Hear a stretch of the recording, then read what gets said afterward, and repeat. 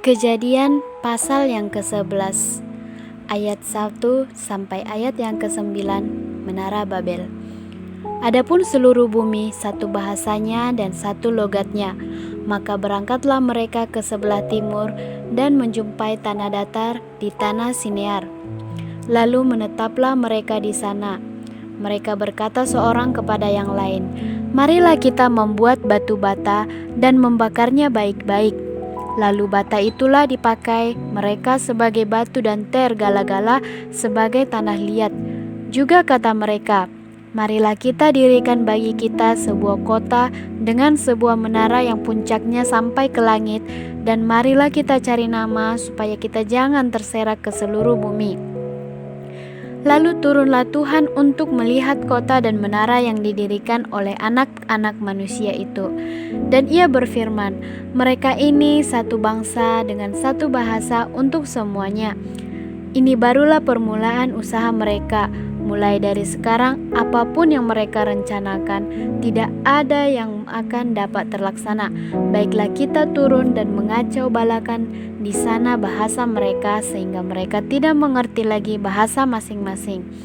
Demikianlah mereka diserahkan Tuhan dari situ ke seluruh bumi, dan mereka berhenti mendirikan kota itu. Itulah sebabnya sampai sekarang nama kota itu disebut Babel. Karena disitulah dikacau balaukan Tuhan bahasa seluruh bumi, dan dari situlah mereka diserahkan Tuhan ke seluruh bumi. Ayat yang ke-10 sampai ayat 26, keturunan Sem. Inilah keturunan Sem. Setelah Sem berumur 100 tahun, ia memperanakkan Arpaksad. 2 tahun setelah air bah itu, Sem masih hidup 500 tahun setelah ia memperanakkan Arpaksad, dan ia memperanakkan anak-anak laki dan perempuan. Setelah Arpaksad hidup 35 tahun, ia memperanakkan Selah. Arpaksad masih hidup 403 tahun setelah ia memperanakkan Selah, dan ia memperanakkan anak-anak lelaki dan perempuan. Setelah Selah hidup 30 tahun, ia memperanakkan Eber. Selah masih hidup 403 tahun setelah ia memperanakkan Eber, dan ia memperanakkan anak-anak lelaki dan perempuan. Setelah Eber hidup 34 tahun, ia memperanakkan Peleg. Eber masih hidup 430 tahun setelah ia memperanakkan Peleg, dan ia memperanakkan anak-anak lelaki dan perempuan. Setelah Peleg hidup 30 tahun, ia memperanakkan Rehu. Peleg masih hidup 209 tahun setelah ia memperanakkan Rehu, dan ia memperanakkan anak-anak lelaki dan perempuan. Setelah Rehu hidup 32 tahun, ia memperanakkan Serug. Rehu masih hidup 207 tahun setelah ia memperanakkan Serug, dan ia memperanakkan anak-anak lelaki dan perempuan. Setelah Serug hidup 30 tahun, ia memperanakkan Nahor. Serug masih hidup 200 tahun setelah ia memperanakkan Nahor, dan ia memperanakkan anak-anak lelaki dan perempuan. Setelah Nahor hidup 29 tahun, ia memperanakkan Terah.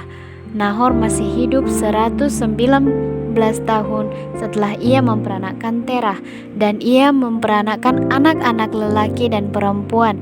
Setelah Terah hidup 70 tahun, ia memperanakkan Abram, Nahor, dan Haran. Ayat yang ke-27 sampai ayat 32, daftar keturunan Terah. Inilah keturunan Terah. Terah memperanakkan Abram, Nahor, dan Haran memperanakkan Lot. Ketika Terah ayahnya masih hidup, matilah Haran di negeri kelahirannya di Ur-Kasdim. Abram dan Nahor kedua-duanya kawin. Nama istri Abram ialah Sarai, dan nama istri Nahor ialah Milka. Anak Haran ayah Milka dan Yiska. Sarai itu mandul, tidak mempunyai anak. Lalu Terah membawa Abram anaknya serta cucunya Lot, yaitu anak Haran, dan Sarai menantunya istri Abram anaknya. Ia berangkat bersama-sama dengan mereka dari Ur-Kasdim untuk pergi ke tanah Kanaan. Lalu sampailah mereka ke Haran dan menetap di sana.